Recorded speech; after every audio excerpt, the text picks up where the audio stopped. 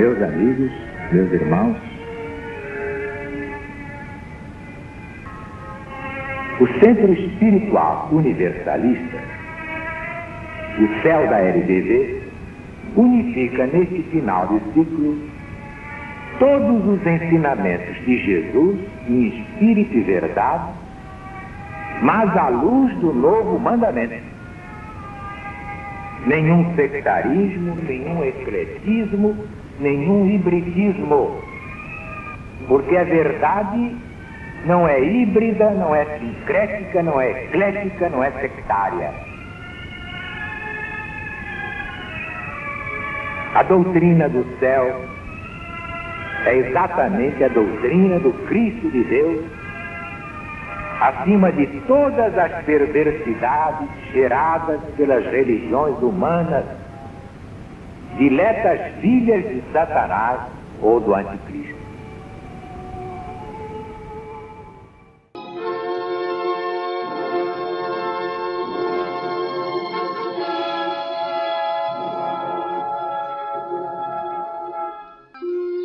Doutrina do céu, Espírito da verdade, Alziro Zarur responde. A lição de hoje é Obra do Espírito Santo 6, publicada no jornal Gazeta de Notícias no dia 8 de março de 1970.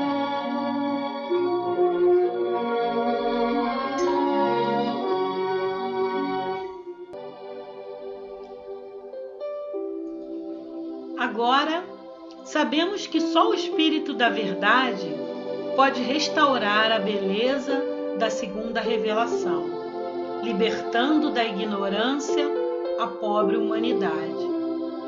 Podemos saber mais a respeito do corpo de Jesus? A cada era, uma revelação progressiva e apropriada às necessidades dos tempos, ao estado das inteligências e aos reclamos da época.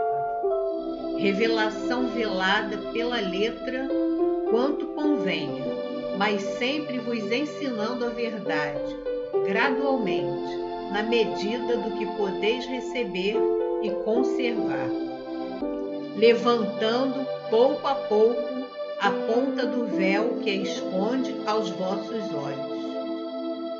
Jesus trazia um corpo semelhante ao vosso, como bem o disseram os apóstolos.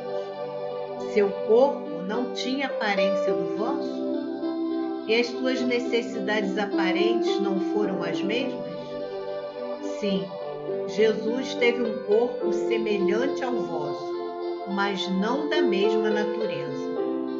Seu nascimento foi obra do Espírito Santo, por isso que seu aparecimento foi preparado por uma gravidez aparente e, portanto, por um parto também aparente, obra uma e outra dos Espíritos do Senhor, executada como já vos explicamos. Tal aparecimento só Jesus o podia fazer. Aquela missão lhe competia, primeiro como responsável que é pelo progresso humano, depois por ser, entre os espíritos elevados, sob a sua direção, consagrados à obra do progresso da Terra e da sua humanidade, o único, pelo seu poder nas altas regiões siderais, capaz de assimilar aos do vosso planeta os fluidos superiores que servem para a formação dos corpos nos mundos fluídicos, e desse modo constituir o corpo misto de que usava, quase material, e que aos vossos olhos se afigurava o corpo de um homem terrestre. Finalmente, por ser o único realmente capaz de manter uma existência aparente na Terra. Efetivamente, Jesus, Espírito perfeito, puro, entre os mais puros de quantos, sob a sua direção, trabalham para o vosso progresso, vossa regeneração, vossa transformação física, moral e intelectual, a fim de vos conduzir à perfeição. Jesus, não sujeito a encarnar em nenhum planeta, conhecia todos os fluidos adequados a produzir o aparecimento por incorporação e a encarnação em todos os mundos, quer materiais, quer fluídicos.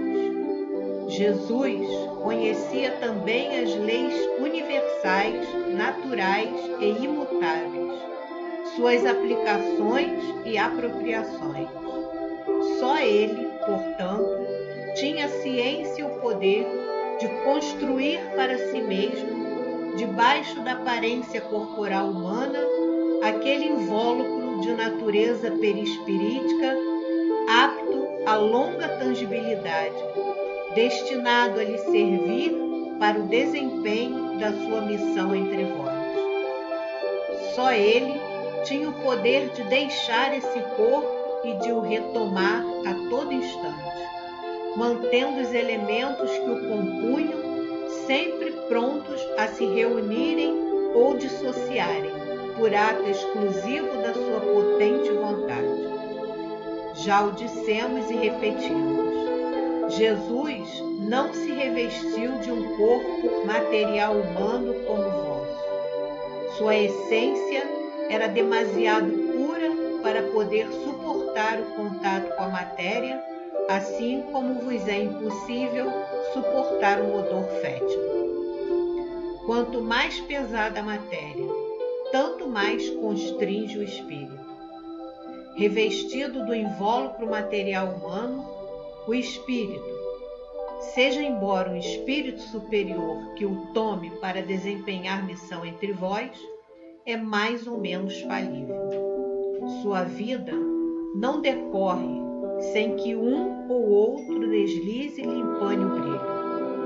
Entre vós ainda se encontram espíritos em missão, suportando o peso da carne.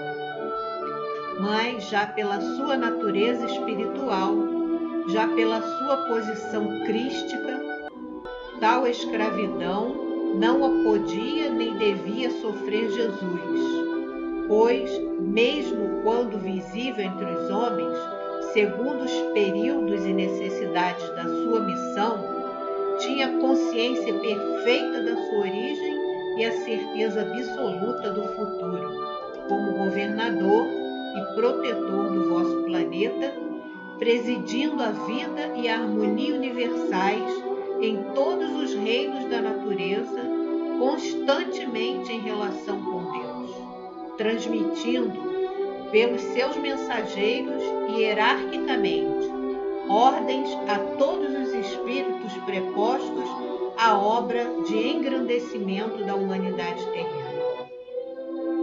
Já o dissemos e repetimos, esse fato do aparecimento entre vós de um espírito por incorporação, único até hoje nos anais do vosso mundo, vai se repetir brevemente. E quando se repetir, sabereis que soou a hora da regeneração anunciada pelo Cristo e desde longe por nós preparada e continuada. Ouçam os que têm ouvidos de ouvir e todos aqueles que, cheios de orgulho, mas ignorantes das leis divinas, naturais, universais e imutáveis, e do que se refere aos fluidos, suas propriedades, seus efeitos, suas combinações, apropriações e transformações, sempre de acordo com aquelas leis para a produção de seres por incorporação ou encarnação nos planetas, tanto materiais quanto fluídicos, que povoam a imensidade, ouçam todos os homens, não neguem o que não podem compreender nem explicar.